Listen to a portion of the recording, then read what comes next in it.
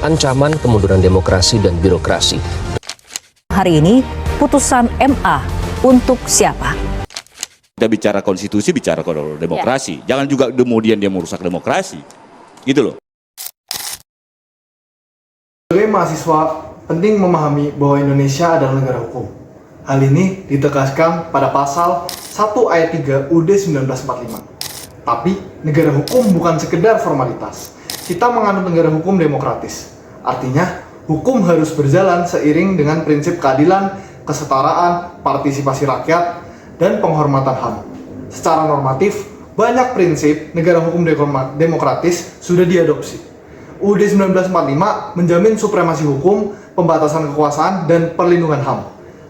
Lembaga-lembaga seperti Mahkamah Konstitusi, Komisi Yudisial, KPK, dan Komnas HAM adalah pilar penting dalam menjaga prinsip ini.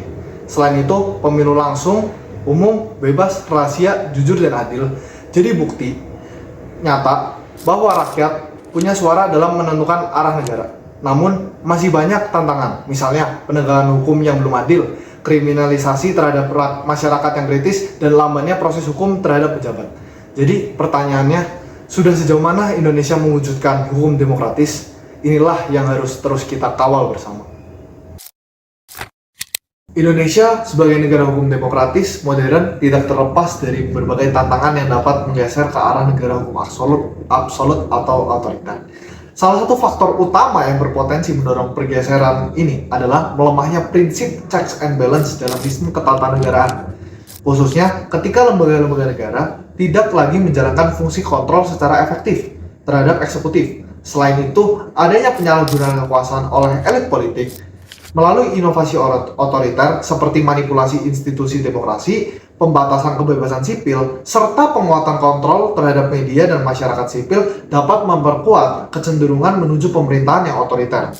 Kondisi ini seringkali diperparah oleh rendahnya kesadaran masyarakat akan hak-hak konstitusionalnya, lemahnya budaya hukum, serta minimnya partisipasi publik dalam pengawasan pemerintahan. Di sisi lain, faktor eksternal seperti tekanan ekonomi, instabilitas politik, serta kepentingan kelompok tertentu juga dapat menjadi justifikasi bagi pemerintah untuk mengambil langkah-langkah represif dengan dalih menjaga ketertiban atau keamanan nasional.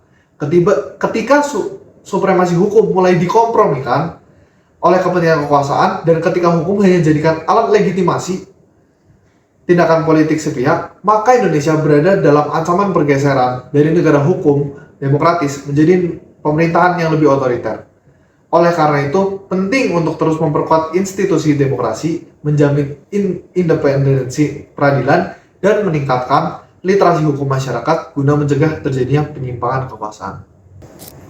Indonesia telah mengadopsi prinsip-prinsip negara hukum demokratis modern, terutama sejak amandemen Undang-Undang Dasar 1945. Namun, dalam pelaksanaannya masih terdapat berbagai hambatan, seperti lemahnya penegakan hukum dan campur tangan politik dalam sistem peradilan.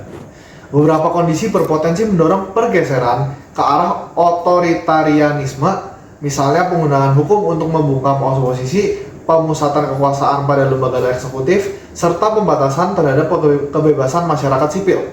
Walaupun amandemen keempat Undang-Undang Dasar 1945 telah memperkuat kontrol terhadap kekuasaan, masih ada celah yang memungkinkan penyalahgunaan termasuk dalam pasal-pasal yang bersifat fleksibel dan belum jelasnya aturan mengenai keadaan darurat. Jika nilai-nilai negara hukum demokratis terus diperkuat, Indonesia berpeluang menjadi model demokrasi yang kokoh. Namun, jika elemen-elemen otoriter tidak segera ditangani, risiko terjadinya kemunduran demokrasi akan meningkat. Oleh karena itu, penting dilakukan reformasi hukum yang berkelanjutan, penguatan lembaga pengawasan, peningkatan literasi hukum masyarakat, serta peninjauan terhadap kelemahan konstitusi guna menjaga Indonesia tetap berada dalam koridor negara hukum yang demokratis.